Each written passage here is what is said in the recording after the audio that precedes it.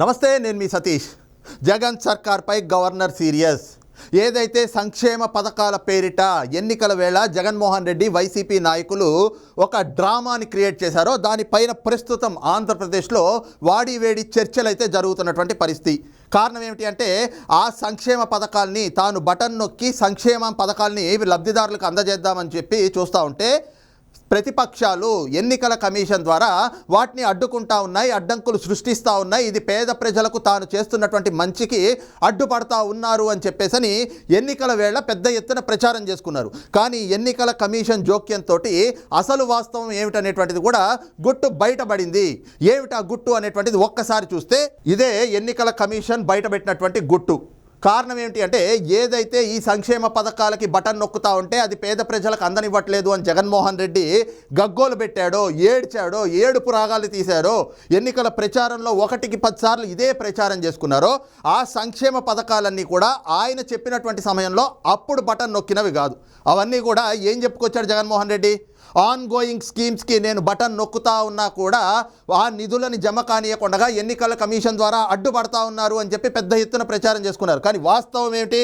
Button నొక్కింది ఎప్పుడు అంటే ఆసరా పథకానికి జనవరి 23వ తారీఖున ఈ బటన్ నొక్కుడు కార్యక్రమం అనేటువంటిది పెద్ద వేదిక పెట్టుకుని కోట్ల రూపాయల ప్రజాధనాన్ని దుర్వినియోగం చేస్తూ వాటితోటి ఆ వేదికలు ఏర్పాటు చేసుకుని బటన్ నొక్కాడు.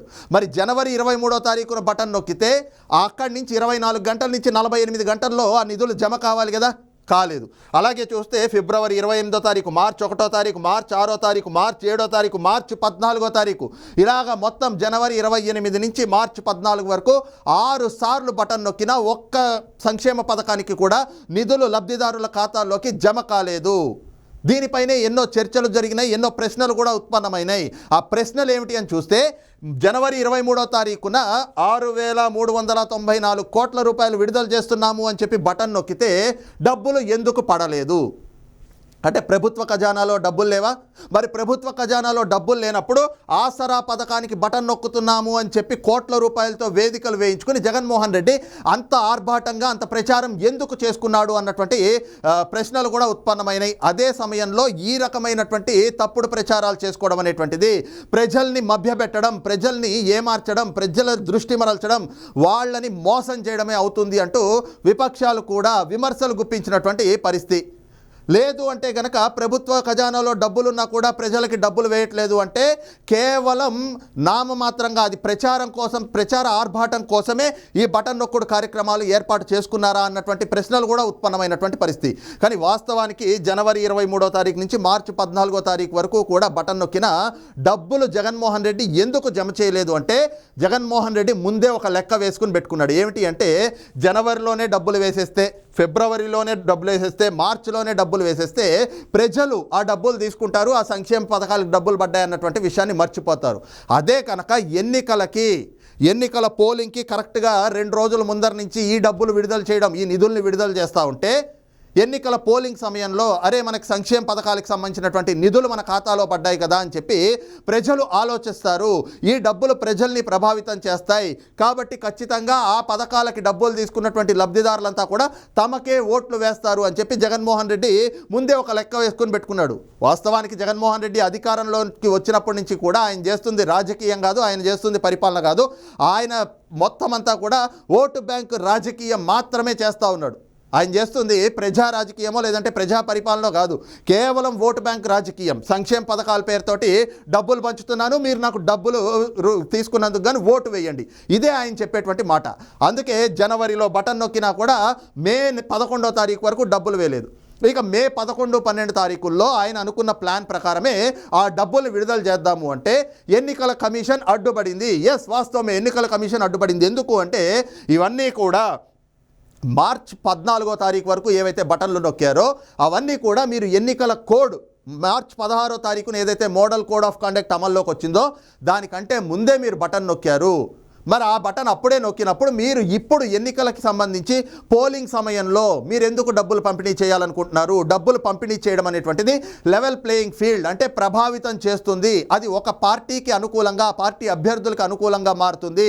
ఇలాంటివి ఎన్నికల నియమావళికి విరుద్ధం అని చెప్పి ఎన్నికల సంఘం స్పష్టంగా చెప్తూ మార్చి 16వ తారీఖున ఎన్నికల కోడ్ అమల్లోకి వచ్చింది కాబట్టి మీరు ఇప్పుడు డబ్బులు పంపిణీ చేయడం కుదరదు. అదే సమయంలో ఏదైతే అసలు 23వ తారీఖు జనవరి నుంచి మార్చి 14 వరకు బటన్ నొక్కినా కూడా మీరు ఎందుకు డబ్బులు పంపిణీ చేయలేదు అంటూ ఒక ప్రశ్నను కూడా రాష్ట్ర ప్రభుత్వానికి వేసినటువంటి పరిస్థితి. అయితే ఎన్నికల సంఘం ఎప్పుడైతే అడ్డుపడిందో వెంటనే జగన్మోహన్ రెడ్డి ప్రభుత్వము హైకోర్టును ఆశ్రయించి హైకోర్టులో ఈ సంక్షేమ పథకాల లబ్ధిదారులకు డబ్బులు పంపిణీ చేయాలి, ఈ పంపిణీ చేయడం అనేటువంటిది ఆన్ గోయింగ్ స్కీమ్స్ కాబట్టి మీరు మాకు అవకాశం ఇవ్వండి, అనుమతి ఇవ్వండి ఈ నిధులు విడుదల చేయడానికి అని చెప్పి కోర్టును ఆశ్రయిస్తే ఏదైతే ఎలక్షన్ కమిషన్ ఇచ్చినటువంటి ఆదేశాలు ఉన్నాయో ఆ ఆదేశాలని 24 గంటలు వర్తించవు అంటూ హైకోర్టు కూడా ఒక తీర్పునిచ్చింది. అయితే హైకోర్టు తీర్పునివ్వడంతో ఆంధ్రప్రదేశ్ అసెంబ్లీ సెక్రటేరియట్లో హై డ్రామాని సృష్టించేశాడు జగన్మోహన్ రెడ్డి. ఆయన అనువాయులుగా ఉన్నటువంటి అధికారులు ఎవరైతే చీఫ్ సెక్రటరీ జవహర్ రెడ్డి, అలాగే ఫైనాన్స్ సెక్రటరీ రావత్తో పాటు సత్యనారాయణ అనేటువంటి ఫైనాన్స్ శాఖ అంటే ఆర్థిక శాఖకు సంబంధించినటువంటి కీలక అధికారి, వీళ్ళ ముగ్గురు అర్ధరాత్రి హై డ్రామా సృష్టించారు. ఉద్యోగులపైన ఒత్తిళ్లు తెస్తూ ఏదైతే గనక బీఆర్ఓలు అంటే బడ్జెట్ రిలీజ్ ఆర్డర్లు కూడా ఇవ్వకుండా ఏదైనా కూడా నిధులు విడుదల చేయాలంటే బడ్జెట్ రిలీజ్ ఆర్డర్ ఉండాలి. ఆ బడ్జెట్ రిలీజ్ ఆర్డర్లు కూడా ఇవ్వకుండా ఈ రోజున ఆ డబ్బులు విడుదల చేయడానికి రాత్రికి రాత్రి మొత్తం రంగం సిద్ధం చేశారు. కానీ ఎన్నికల సంఘం మళ్ళీ అడ్డుపడి అసలు ఈ రకంగా ఎందుకు ఈ సమయంలోనే డబ్బులు పంపిణీ చేయాలి అనుకుంటున్నారు, మీరు కావాలంటే మే 13 వరకు ఆగి మే 14 ఉదయాన్నే మీరు పంపిణీ చేసుకోండి, దానికి అభ్యంతరం ఏం లేదు, మీరు ఎందుకు మే 11, 12 తారీఖుల్లోనే ఈ విధంగా పంపిణీ చేయాలనుకుంటున్నారు అంటూ ప్రభుత్వాన్ని అయితే కనుక ప్రశ్నించింది. అదే సమయంలో అసలు గడిచిన 5 ఏళ్లుగా మీరు బటన్ నొక్కే కార్యక్రమాలు ఉన్నాయి కదా, ఈ కార్యక్రమాలు ఎప్పుడెప్పుడు జరుగుతూ ఉన్నాయి, మే మాసంలో కూడా జరిగినాయా ఎప్పుడైనా ఏ సంవత్సరమైనా, వాటికి సంబంధించి పూర్తి వివరాలు ఇవ్వండి.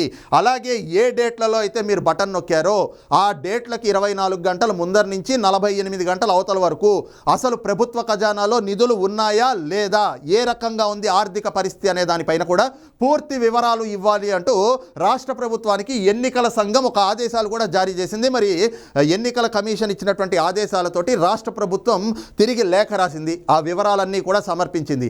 ఆ వివరాలని చూసిన తర్వాత ఎన్నికల సంఘం జగన్మోహన్ రెడ్డి కుట్ర అనేటువంటిది పూర్తిగా బట్టబయలు చేసింది. ఏదైతే ఆ సమయంలో అంటే జనవరి 23వ తారీఖున కావచ్చు, ఫిబ్రవరి 28న కావచ్చు, మార్చి 1, మార్చి 3, మార్చి 7, మార్చి 14 ఇలాగ 6 సార్లు బటన్ నొక్కారో ఆ బటన్ నొక్కిన సమయంలో ప్రభుత్వ ఖజానాలో డబ్బులు ఉన్నాయి, ఈ పథకాలకు కావాల్సినటువంటి సరిపడా డబ్బులు ఉన్నా కూడా కావాలనే అప్పుడు నిధులు విడుదల చేయలేదు. మరి అప్పుడు విడుదల చేయకుండా ఎన్నికలకి పోలింగ్కి 24 గంటలు 48 గంటల ముందర నిధులు విడుదల చేయడం అంటే ఇది ఖచ్చితంగా ఓట్లని కొనుగోలు చేసేటువంటి ప్రక్రియగానే కనిపిస్తుంది. కాబట్టి మీరు ఈ నిధులు విడుదల చేయడానికి వీల్లేదు అంటూ స్పష్టమైనటువంటి ఆదేశాలు అయితే ఇచ్చేసింది. దీంతో వైసీపీ నాయకులు ముఖ్యంగా జగన్మోహన్ రెడ్డి ఎక్కడికక్కడ గగ్గోలు పెట్టారు, ఇదిగో సంక్షేమ పథకాలు ఇవ్వనివ్వట్లేదు, డబ్బులు విడుదల చేయనివ్వట్లేదు అంటూ. అయితే ఎన్నికల పోలింగ్ అయిపోయింది. ఇక ఎన్నికల పోలింగ్ అయిన తర్వాత మరి ఈ రోజున దానిపైన ఒక వాడి వేడి చర్చ కూడా జరుగుతూ ఉంది. ఏమిటి అంటే ఎన్నికల కమిషన్ చెప్పింది మే 13వ తారీఖు పోలింగ్ అయ్యే వరకు మాత్రమే ఈ నిధులు విడుదల చేయొద్దు అంటూ.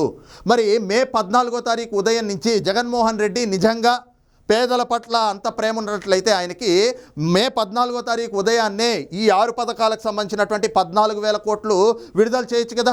ఎక్కడైనా విడుదల చేశారా అంటే పోలింగ్ అయిపోయి 3 రోజులు అవుతున్నా కూడా ఇవాల్టి వరకు ఆ డబ్బులు రాలేదు, ఇవాల్టి వరకు ఆ నిధులు విడుదల కాలేదు. కారణం ఏమిటి అంటే జగన్మోహన్ రెడ్డి ఓటు బ్యాంకు రాజకీయం చేద్దాం అనుకున్నాడు, అది కుదరలేదు, అయిపోయాక ఇప్పుడు ఆ నిధులు విడుదల చేసేటువంటి పనేముంది, మరి ఆ డబ్బుల్ని ఏం చేస్తున్నారు అని చెప్పేసి ఈ రోజున చూస్తే ఆ డబ్బులన్నీ కూడా జగన్మోహన్ రెడ్డి తన సొంత కాంట్రాక్టర్లకి కట్టబెట్టేందుకు కూడా ఒక కుట్ర పన్నుతా ఉన్నాడు. దీనికి సంబంధించి తాజాగా తాడేపల్లి తన నివాసంలో చీఫ్ సెక్రటరీ జవహర్ రెడ్డి, రావత్, సత్యనారాయణలు ఎవరైతే ఆర్థిక శాఖకు సంబంధించినటువంటి అధికారులు ఉన్నారో ఉన్నతాధికారులు వీళ్లతోటి ఒక రహస్య భేటీ పెట్టుకుని ఈ 14,000 కోట్ల రూపాయలు ఏవైతే ఉన్నాయో వాటిని తన సొంత కాంట్రాక్టర్లు తన బినామీలు ఎవరైతే ఉన్నారో వాళ్ళందరికీ కూడా దారి మళ్లించే దిశగా ఆదేశాలు జారీ చేశాడు జగన్మోహన్ రెడ్డి. ఈ అధికారులు కూడా ప్రస్తుతం ఏదైతే ఆపద్ధర్మ ముఖ్యమంత్రి ప్రభుత్వాన్ని నడిపేదంతా కూడా జవహర్ రెడ్డి, కానీ జవహర్ రెడ్డి ఏ విధంగా వ్యవహరిస్తూ ఉన్నాడు, జగన్మోహన్ రెడ్డికి అనువాయుడిగా వ్యవహరిస్తూ ఉన్నాడు.